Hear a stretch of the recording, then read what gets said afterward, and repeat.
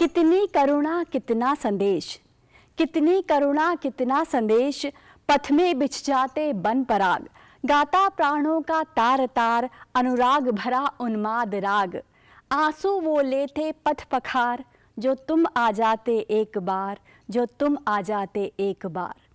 नमस्कार, बहुत बहुत स्वागत, अभिनंदन साहित्यिकी में महादेवी वर्मा जी के इन सुंदर शब्दों के साथ। इन शब्दों को सुन कोई कितना भी दूर क्यों ना हो, दौड़ा चला आएगा। यही तो जादू है शब्दों का, यही शक्ति है साहित्य की, जो बंजर में फूल खिला देती है, रीते मन को जीवन से भर देती है और झिलमिलाने लगती है आशा की लौ। आज भी यही लौ झिलमिलाएगी साहित्यिकी में। तो आइए देख लेते हैं क्या कुछ आकर्षण हैं साहित्यिकी में आज आपके लिए। जीवन यात्रा में इस बार मिलेंगे आलोचक, साहित्यकार और विचारक प्रोफेसर कुमुद शर्मा से। पुस्तक चर्चा में आप तक पहुंचेगी किताब संस्मृतियां, और किताबों की दुनिया में आपको लिए चलेंगे एनसीईआरटी के पुस्तकालय में। वो देखता है पेड़ों को जिस अचरज से और निरखता है गीली मिट्टी को जिस कौतूहल से, मैं जीवन को देखना चाहती हूँ बिल्कुल उसी बच्चे की तरह। अगर जीवन में उत्सुकता, अचरज, कौतूहल ये भाव ना हो तो कुछ नया जानने की इच्छा ही ना बचे, और यही नया जानने की, नया रचने की इच्छा हमें जोड़ती है अच्छे साहित्य से। और आज जीवन यात्रा में जिस साहित्यकार, आलोचक और प्रज्ञावान विचारक से आपकी मुलाकात करवाने जा रहे हैं, उन्होंने ना केवल स्त्री विमर्श को नए मायने दिए हैं, बल्कि वे मानती हैं कि सार्थक साहित्य वही है जो पाठक के मन में उत्सुकता जगाए। आइए आपको मिलवाते हैं साहित्य अकादमी की उपाध्यक्ष, एक विचारक, आलोचक और साहित्य पर सार्थक विमर्श करने वाली प्रोफेसर कुमुद शर्मा जी से।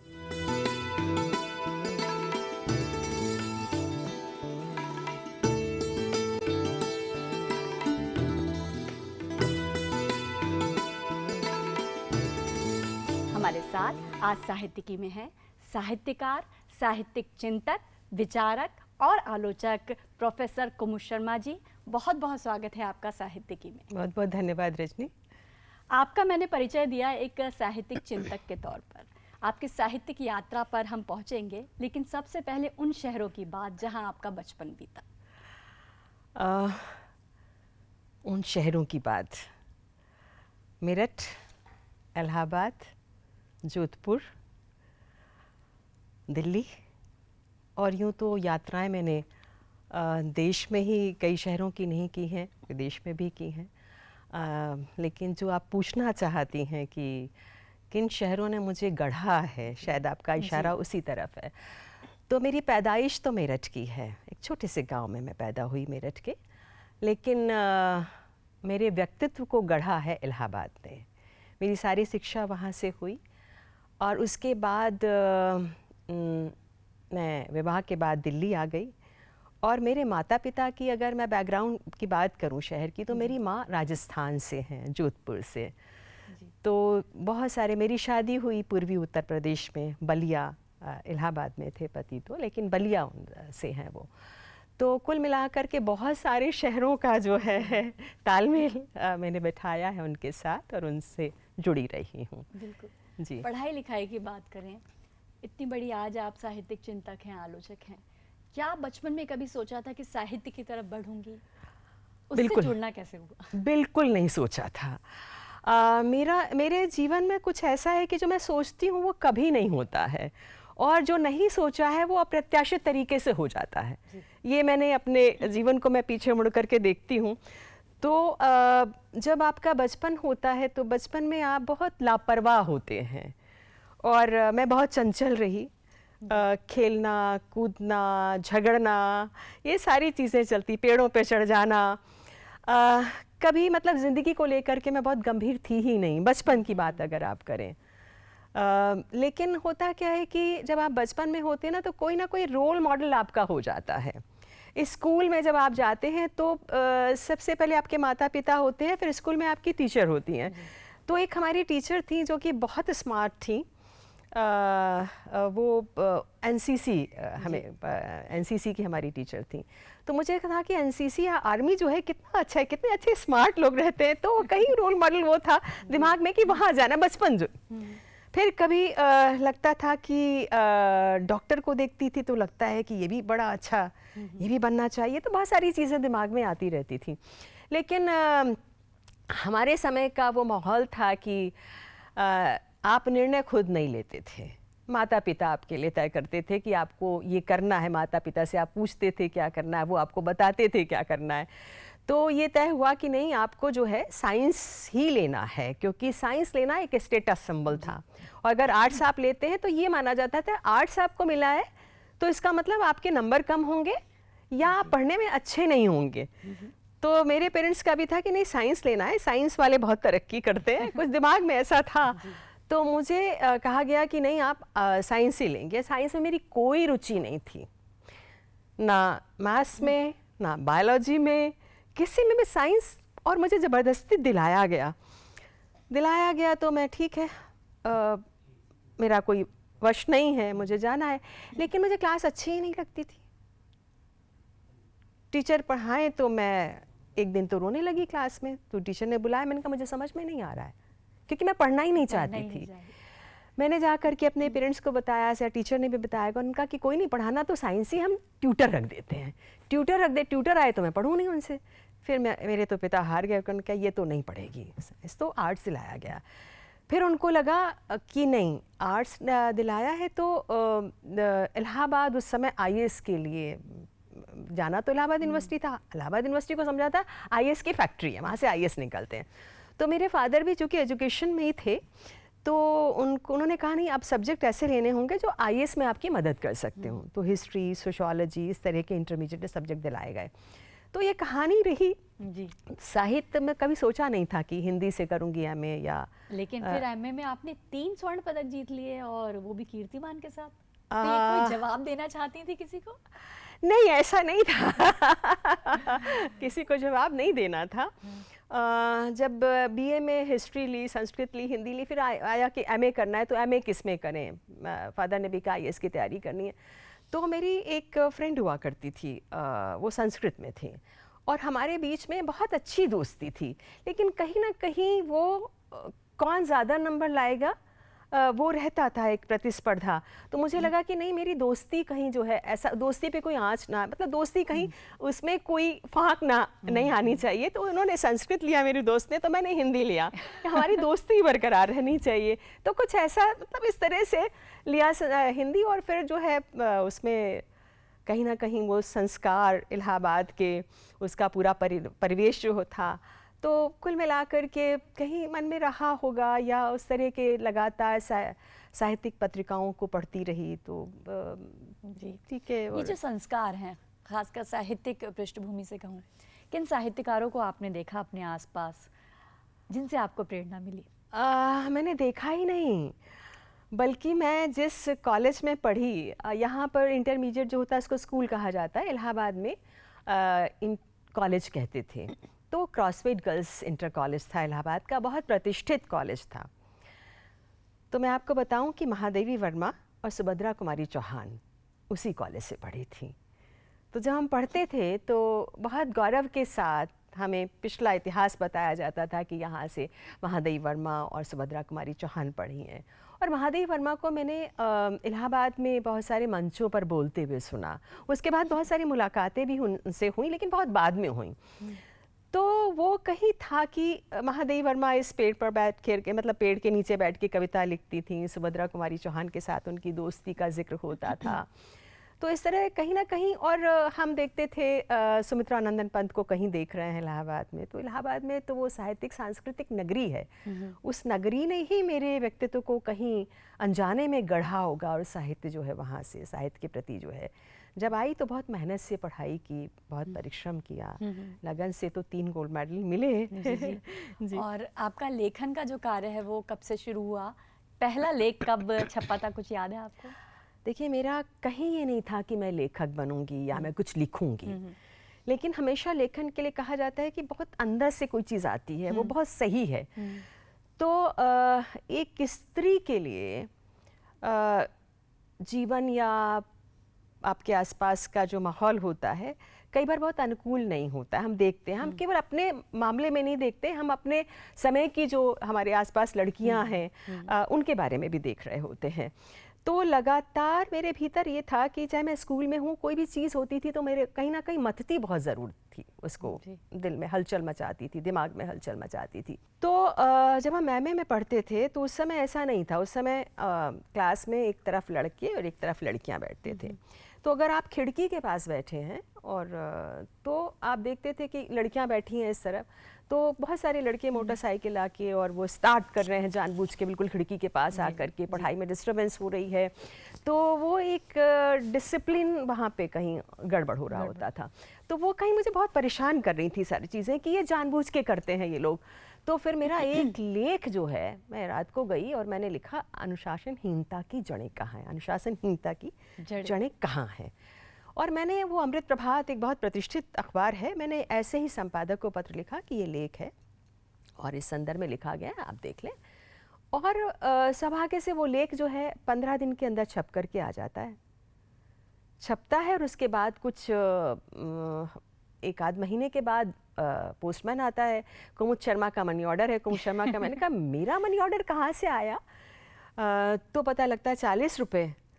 तो लगा कि अरे लेखन भी हो गया और सबने पढ़ा भी, और उसके बाद जो है आपको, तो वहाँ से वो शुरू हुआ। फिर दूसरा लेख मैंने लिखा और फिर लगातार लिखने की एक इच्छा जागृत हो गई। फिर दूसरा लिखा मैंने जो माहौल में देख रही थी। तो एक इलाहाबाद उस समय स्त्रियों को लेकर के बहुत ज़्यादा प्रगतिशील नहीं था और बहुत कंजर्वेटिव माहौल उस समय रहता था। तो मैं देख रही हूँ कि छत पे औरतें जो है बथुआ तोड़ रही हैं जाड़े में, और उस घर की बहू की बुराई, लड़की की बुराई और तमाम तरह की चीज़ें, और उसमें मज़ा आ रहा है उनको। तो मेरा दूसरा लेख आया परनिंदा या रस है या कुंठा। तो इस तरह से वो लेखन की शुरुआत चल पड़ी। और एक लेख आया तो उसको लेकर के सहमति असहमति इतनी ज़्यादा हो गई, सोशल मीडिया नहीं था लेकिन इतने ज़्यादा पत्र आए कि संपादक ने पूरे आधे पेज पर जो है वो पत्र छापे। और फिर मैंने कहा कि ये तो इतना ज़्यादा, मतलब इसमें तो असहमति और सहमति भी थी। तो मैंने कहा कि ये तो अब लगता है कि संपादक कहेंगे भाई अब लिखने की ज़रूरत नहीं है। लेकिन 10 दिन के बाद मुझे कार्ड मिलता है, पोस्ट कार्ड की, ये तो बहुत अच्छा हुआ कि आपने जो लिखा उस पर इतना विवाद हुआ, आप हमारे लिए निरंतर लिखते रहिए। एक नब्ज पकड़ ली थी कहना चाहिए।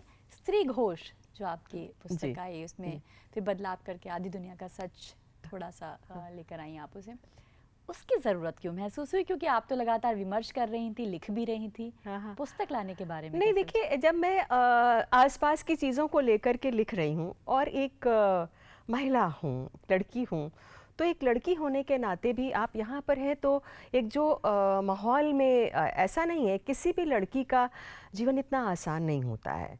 संघर्ष सबके जीवन, पुरुष के जीवन में भी संघर्ष होते हैं, स्त्री के जीवन में भी संघर्ष होते हैं, लेकिन स्त्री को कुछ ज़्यादा संघर्ष करने पड़ते हैं।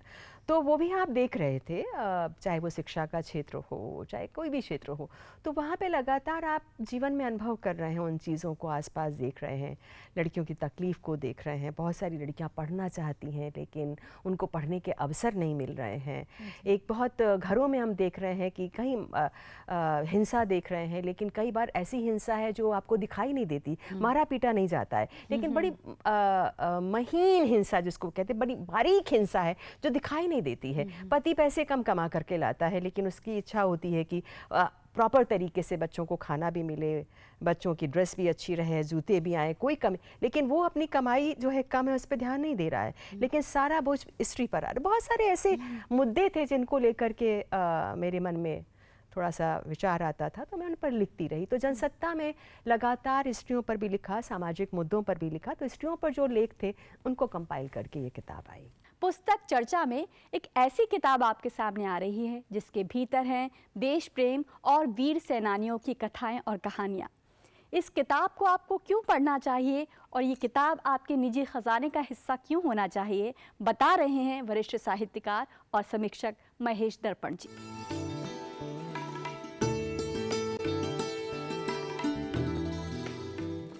संस्मृतियाँ क्रांतिकारी लेखक शिव वर्मा की लिखी पुस्तक है। इसे नेशनल बुक ट्रस्ट ने प्रकाशित किया है। इसमें शिव वर्मा ने अपने साथियों भगत सिंह, चंद्रशेखर आज़ाद, राजगुरु, सुखदेव, यतीन्द्र नाथ दास, भगवती चरण बोहरा और महावीर सिंह के जीवन पर आधारित संस्मरणों पर केंद्रित किया है। यह ऐसे रेखा चित्र हैं जो उस समय की एक ऐतिहासिक कमेंट्री हमारे सामने रखते हैं। भगत सिंह पहली बार मिले थे शिव वर्मा से कानपुर में, और वहाँ उनका नाम हुआ करता था प्रभात। प्रभात बने शिव वर्मा ने अपना निकट रिश्ता बनाया भगत सिंह के साथ। भगत सिंह बेहद पढ़ाकू, अंग्रेज़ी, हिंदी, पंजाबी और उर्दू में लिखने वाले एक ऐसे क्रांतिकारी लेखक थे जिन्होंने अपने समय की समस्याओं को चांद, प्रभा जैसी पत्रिकाओं में तेजी के साथ लिखा और गणेश शंकर विद्यार्थी का सानिध्य पाया। भगत सिंह आज़ाद के बाद नंबर 2 कहलाने वाले चंद्रशेखर आज़ाद पर शिव वर्मा ने ऐसे संस्मरण लिखे हैं, लगता है जैसे हम उनके साथ खड़े होकर उन्हें पढ़ रहे हों। ये लोग ऐसे लोग थे जो मिलकर काम करते थे, बहस करते थे, मतभेद भी व्यक्त करते थे, लेकिन देश की सेवा के लिए अपने प्राण न्यौछावर करने से कभी पीछे नहीं हटते थे। चंद्रशेखर आज़ाद के बाद बनारस में ड्रिल मास्टर होने वाले राजगुरु को मिले शिव वर्मा, और वहाँ से वो क्रांतिकारी दल में शामिल हुए। दल के लोग एक दूसरे के साथ मिलकर काम करते थे, एक दूसरे को बेहद प्यार करते थे और एक दूसरे के गुणों, कमज़ोरियों और ताकत को पहचानते थे। सुखदेव को दल ने नाम दिया था विलेजर का। विलेजर का मतलब ये नहीं है कि वो एक गांव से आए हुए सरल इंसान थे। सुखदेव वो सब कर सकते थे जो कोई क्रांतिकारी नहीं कर सकता था। बेहद हंसोड़ मिजाज के सुखदेव पर ऐसे संस्मरण शिव वर्मा ने दिए हैं जिन्हें पढ़कर लगता है कि वो क्रांतिकारी केवल क्रांति में ही नहीं, एक सामान्य मनुष्य की भांति भी अपना एक खुला जीवन जीते थे। यतीन्द्र नाथ दास एक ऐसे क्रांतिकारी थे जिन पर शिव वर्मा ने ये बताया है कि वो पहले असहयोग आंदोलन में शामिल रहे, लेकिन बाद में क्रांतिकारी दल में शामिल हो गए और बम बनाने के विशेषज्ञ माने जाते थे। अंग्रेजी सत्ता की चूलों को हिलाने के लिए इन लोगों ने वो काम चुटकियों में कर डाले जिन्हें सुनकर, पढ़कर और जानकर आज भी हैरत होती है। मैं आपको बताऊं कि भगवती चरण बोहरा जैसे क्रांतिकारी पर भी शिव वर्मा ने ये बताया है कि वो क्रांति के नायक थे, सिद्धांतकार थे और प्रचारक थे। वो सब काम करते थे जो दूसरे क्रांतिकारियों से हटकर हों। सबसे बड़ी बात ये कि मैं पहले करूँगा की भावना हर क्रांतिकारी में जी कूट कर भरी थी। भगवती चरण बोहरा हाथ में बम फट जाने के कारण घायल हुए और उनको बहुत ही खामोश तरीके से दफनाया गया, क्योंकि अंतिम संस्कार खुले तौर पर नहीं किया जा सकता था। जो अंतिम क्रांतिकारी इस पुस्तक में हैं वो महावीर सिंह हैं, जो अपने पिता से प्रभावित होकर क्रांतिकारियों के दल में शामिल हुए थे और राष्ट्र सम्मान से भरपूर उन्होंने जी हजूरियों के सम्मेलन में महात्मा गांधी की जय का नारा लगाया और बताया कि हम क्रांतिकारी किस रास्ते पर चलना चाहते हैं। जी हजूर एक ऐसी संस्था थी जो अंग्रेज़ों की चाटुकारिता करने के लिए नए नए आयोजन करके अंग्रेज़ सत्ता को खुश किया करती थी। महावीर सिंह ने बताया कि हम इस रास्ते पर चलने वाली पीढ़ी के लोग नहीं हैं। ये क्रांतिकारी अपने समय में जो कुछ और जैसे कर रहे थे उसे बहुत प्रामाणिक तरीके से हमारे सामने शिव वर्मा जैसे क्रांतिकारी ने रखा है। ये जानना बहुत ज़रूरी है कि इतिहास में हमारे बहुत सारे नायकों को लेकर कई भ्रांतियां भी पैदा की गईं, लेकिन शिव वर्मा ने अपनी इस पुस्तक में उन क्रांतिकारियों की भ्रांतियों को न सिर्फ दूर किया है, बल्कि ये बताया है कि ये लोग दरअसल किस मिजाज के थे, उन्होंने क्या काम किए और क्या नहीं किए जो उनके सर मढ़ दिए गए। इस पुस्तक को पढ़ना अपने समय के क्रांति के इतिहास को समझना है और जानना है आज की पीढ़ी को कि हम ये जानें कि कैसे हमारे देश की आज़ादी के लिए क्रांतिकारी साथियों ने मिलकर काम किया था और ये बनाया एक समय जिससे अंग्रेजी सत्ता को अंततः देश छोड़कर भागना पड़ा।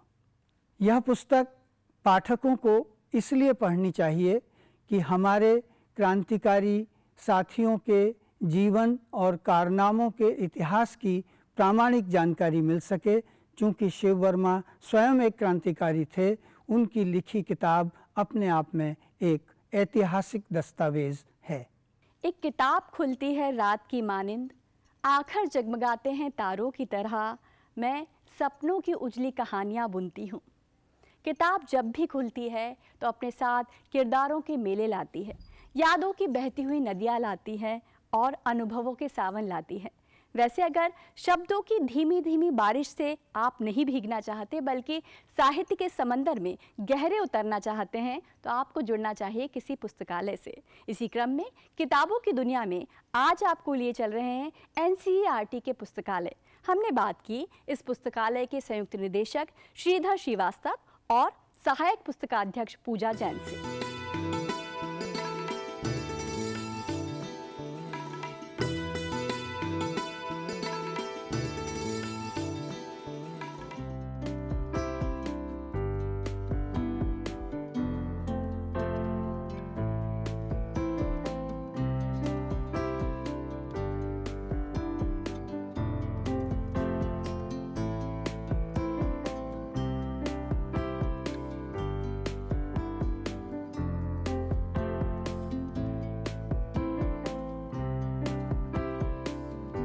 NCERT एक बहुत ही पुरानी संस्थान है जो इस देश की शिक्षा जगत या विशेषतः स्कूली शिक्षा के बारे में विचार करती है, केंद्र सरकार और राज्यों को अपना सुझाव देती है और देश की शिक्षा के लिए कार्य करती है।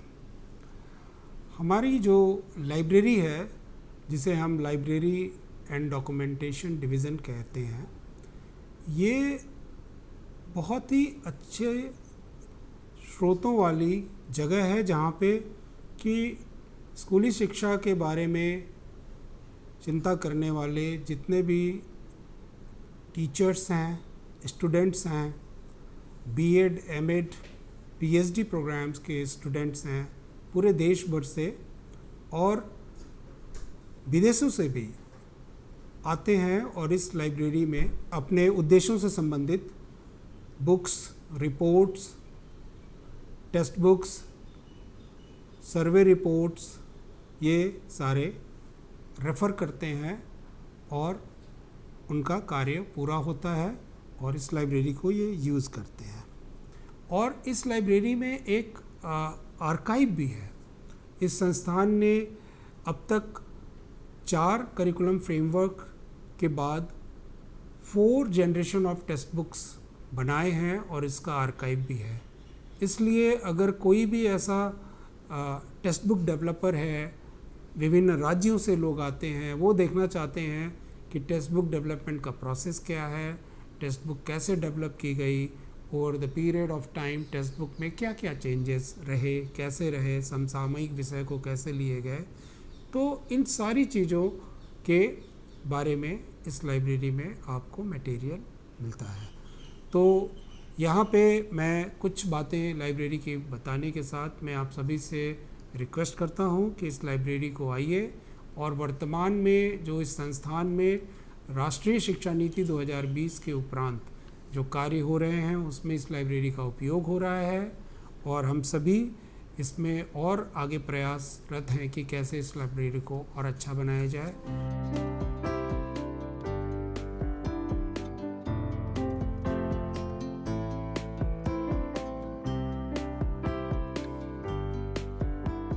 NCERT library has been established in the year 1967 with the amalgamation of different department library of NCERT, and it has been shifted to the present building which named is Govind Ballabh Pant Khand in the year 1980.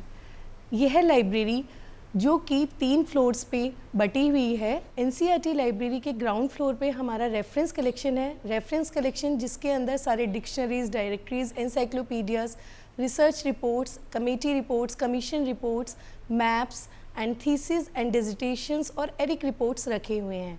Reference collection में जो भी material होता है उसको user consultation purpose के लिए use करता है। उसके बाद हमारे यहाँ जर्नल्स हैं। फर्स्ट फ्लोर एनसीईआरटी लाइब्रेरी का टोटली बुक सेक्शन है जिसके अंदर सारे सब्जेक्ट्स पर बुक्स हैं जो कि एजुकेशन से डील करते हैं। Likewise elementary education, inclusive education, gender studies, population education, adolescence education, social science education, science education and its interdisciplinary areas of education. इसके बाद अगर हम एनसीईआरटी लाइब्रेरी के बारे में बताएं तो एनसीईआरटी की लाइब्रेरी में एक इम्पॉर्टेंट सेक्शन है जो कि है text book archive section. Text book archive section के अंदर हमारे जो भी एनसीईआरटी के द्वारा अभी तक NCF national curriculum framework develop किए गए हैं 1975, 1988, 2000 एंड 2005 के अकॉर्डिंग बुक्स अरेंज की गई हैं और इसके साथ साथ इन्हीं बुक्स का डिजिटाइजेशन करके डी स्पेस सॉफ्टवेयर पर अपलोड करके जो कि विश्व भर में पहुंचाए जा रहे हैं। कोई भी यूज़र्स इन्हें कहीं भी कैसे भी यूज़ कर सकता है जिसकी फैसिलिटी एनसीईआरटी लाइब्रेरी की वेबसाइट के द्वारा दी गई है। हमारी लाइब्रेरी में 5 सेक्शंस हैं। फर्स्ट है एक्विजिशन सेक्शन जो कि बुक्स की परचेज़ का टेक केयर करता है सभी कुछ, जो कि हमारे फैकल्टी मेंबर्स जितना भी हमें रिकमेंडेशंस भेजते हैं फॉरेन, नेशनल, इंटरनेशनल पब्लिकेशंस का, वो हम बुक एग्जीबिशन भी हम लोग लगाते हैं और प्रोक्योर करते हैं। उसके बाद हमारा टेक्निकल सेक्शन है। एनसीईआरटी लाइब्रेरी डीडीसी के द्वारा बुक्स को क्लासीफाई करती है और उन बुक्स को हम लोग डीडीसी के अकॉर्डिंग ही ऑर्गेनाइज करते हैं। टेक्निकल सेक्शन के बाद सबसे इम्पॉर्टेंट सेक्शन होता है सर्कुलेशन सेक्शन, जो कि पूरी जो भी हमारे यूज़र्स होते हैं उनको लगता है कि लाइब्रेरी में एक सबसे इम्पॉर्टेंट सेक्शन सर्कुलेशन है इशू रिटर्न का। हमारा ये सेक्शन पूरी तरह से ऑटोमेटेड है और कोहा सॉफ्टवेयर को हम इसके लिए यूज़ कर रहे हैं। उसके बाद हमारा सेक्शन है जर्नल सेक्शन, जो कि सारे हमारे जर्नल्स को सब्सक्राइब करता है, national, international and online journals. हमारी लाइब्रेरी के पास करीब 50 जर्नल ऐसे भी हैं जो प्रिंट के साथ ऑनलाइन आते हैं और जो कि एनसीईआरटी के लैंड पर सभी फैकल्टी मेंबर्स एक्सेस कर सकते हैं। उसके बाद हमारा है maintenance section. Maintenance section is taking care of binding and weed out and stock verification of the library. अब हम बात करते हैं सर्विसेज की। तो हमारे यहाँ सर्विसेज में photo copying service is very important, जो कि सभी यूज़र्स को दी जाती है।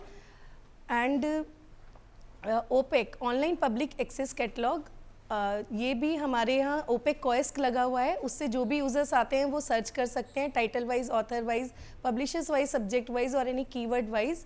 और उसके बाद वेब ओपेक, हमारा ओपेक वेब पर भी अवेलेबल है, जो कि 24/7 लाइव हमारी एनसीईआरटी की वेबसाइट द्वारा एक्सेस किया जा सकता है। अब हम बात करेंगे मेंबरशिप की। मेंबरशिप जो है वो बहुत इम्पॉर्टेंट होती है किसी भी लाइब्रेरी के लिए। हमारे यहाँ 5 तरीके की मेंबरशिप है। हम कम्युनिटी को सबसे पहले सर्व करते हैं। फर्स्ट है कैजुअल मेंबरशिप, जिसके अंदर कोई भी बीएड, एमएड, कोई रिसर्च स्कॉलर किसी भी यूनिवर्सिटी से, किसी भी इंस्टीट्यूशन से बिलोंग करते हो, वो हमारी लाइब्रेरी को इस्तेमाल कर सकते हैं कंसल्टेशन पर्पसेस के लिए। और ये मेंबरशिप फ्री ऑफ कॉस्ट होती है, जो कि 15 डेज़ के लिए दी जाती है इनिशियली, और फिर उसको हम रिन्यू कर सकते हैं। एक होती है स्पेशल मेंबरशिप, जितना भी स्टाफ हमारा रिटायर हुआ होता है वो इस मेंबरशिप को अवेल कर सकते हैं।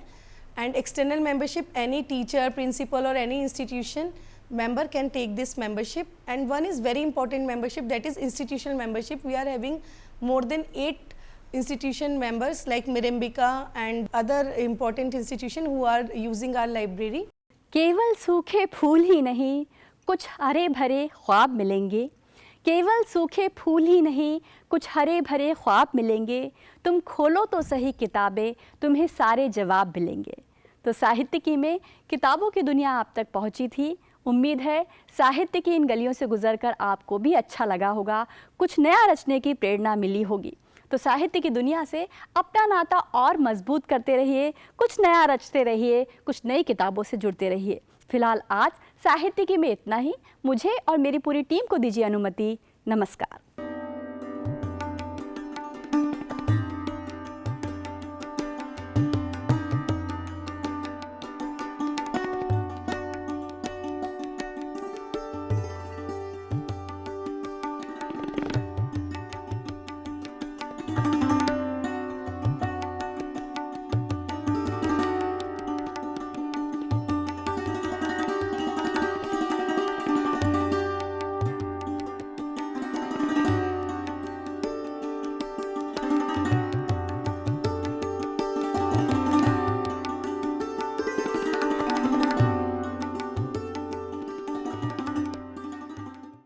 देख रहे हैं डीडी भारती।